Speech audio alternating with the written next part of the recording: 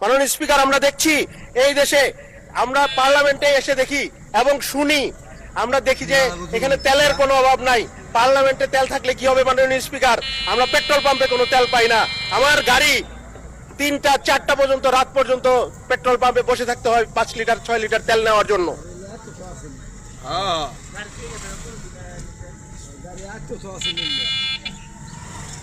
তালামারা পাশের দিয়ে হিট দিয়ে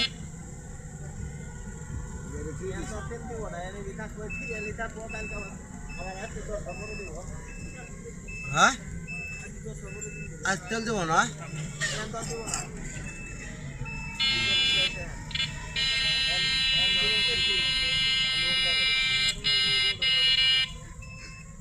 ঠিক আছে সাইকেল চেয়ারে তেল দেবো।